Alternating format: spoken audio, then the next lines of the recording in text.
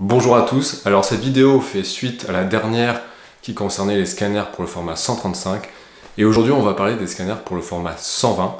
Alors cette vidéo sera plus courte car il existe moins de scanners pour ce format. Donc on commence par l'Epson V850, j'en ai déjà beaucoup parlé dans ma dernière vidéo, je vous invite à aller la voir si vous voulez plus de détails. Pour faire un très rapide résumé, ce qui est intéressant avec l'Epson V850, c'est que vous pouvez d'une part scanner le moyen format, mais aussi le grand format. Et ce qui est recommandé d'un point de vue logiciel, c'est d'utiliser le logiciel Silverfast.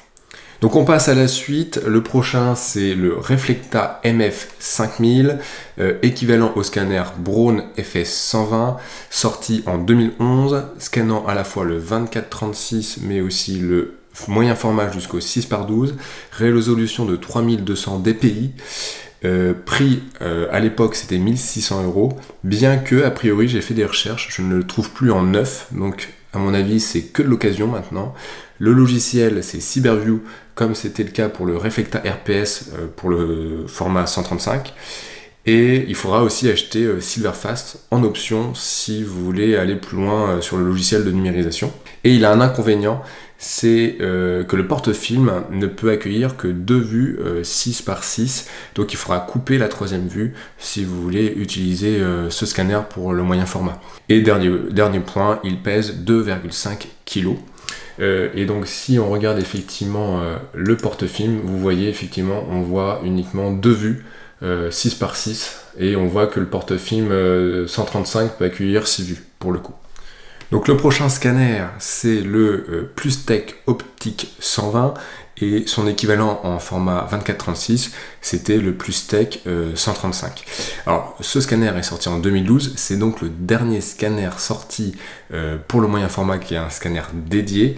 Le prix approximatif à l'époque c'était 1200 € et encore une fois je ne le trouve plus neuf sur le net, donc à mon avis c'est encore une fois que de l'occasion. La résolution on était entre 3500 et 4000 dpi, le format accepté 24-36 et jusqu'au 6x12 pour le moyen format, et le logiciel livré c'était Silverfast AI Studio 8. Si on regarde d'un peu plus près le scanner, il a l'air assez moderne, c'est plus qualitatif que ce qu'était le Reflecta MF5000, et donc on a des porte-films de différentes sortes qui ont l'air très complets. Rien à dire de ce côté-là. Pour terminer, on va parler du Nikon Coolscan 9000. Sachez qu'il y a une version précédente qui est le Coolscan 8000 ED et qui est très bien aussi. Donc si vous avez une bonne affaire sur ce scanner, le 8000 ED, vous pouvez y aller. Ce scanner est sorti en 2004, soit 8 ans plus tôt que le Plus-Tech, donc c'est assez impressionnant. Il scanne à 3200 dpi, à la fois le 35 mm mais aussi le format 120. On est sur une connexion FireWire et non USB 2.0, donc ça c'est un point plutôt négatif, si on peut dire. Niveau logiciel, il y a pas mal de solutions. Il y a le Nikon Scan, il existe des solutions pour l'utiliser sur des systèmes d'exploitation récents. Il y a le logiciel ViewScan que moi j'utilise, et pour finir vous avez Silverfast, mais ça nécessite d'acheter une licence qui est assez coûteuse. L'avantage de ce scanner, c'est qu'on peut faire une mise au point manuelle sur le film, ce qui est assez rare pour un scanner. Pour le reste, moi j'en ai un, je peux vous dire c'est un très bon scanner, par contre il est assez bruyant, et le prix malheureusement augmente d'année en année et il nécessite un entretien tous les 2-3 ans au niveau du miroir. Ce miroir capte la poussière et en fait ça va altérer la qualité de la numérisation, donc il faut pouvoir démonter le scanner, ce qui est une opération assez délicate, et donc il faut vouloir et pouvoir se lancer dans une telle opération. Certaines pièces deviennent de plus en plus difficiles à trouver, hein, c'est normal, on est sur un scanner d'occasion, et certaines pièces étant assez fragiles, c'était un peu une obsolescence programmée du scanner, et ça arrangeait bien à l'époque le service après-vente de Nikon, qui réparait pas mal le scanner, et donc qui maintenant nous fait un peu défaut parce que forcément un jour ou l'autre le scanner va tomber en panne.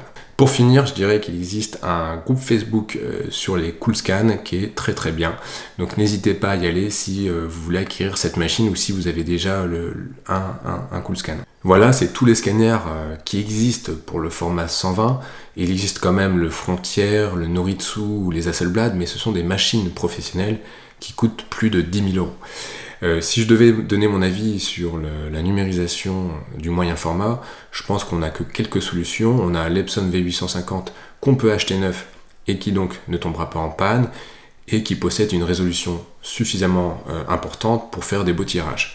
Ensuite, il y a toujours la solution de faire numériser par son laboratoire avec des machines professionnelles.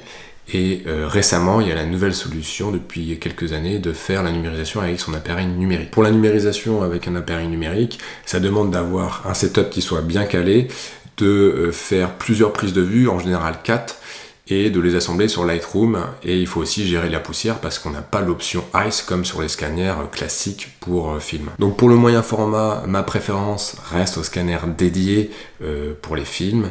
Mais si un jour on a possibilité d'avoir un équipement tout en un pour positionner son APN et qu'on a une gestion efficace des poussières, je passerai sans aucun doute à cette solution.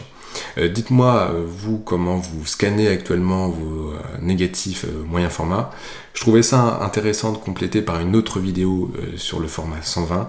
J'espère que ça vous aura plu et je vous dis à très vite pour une prochaine vidéo.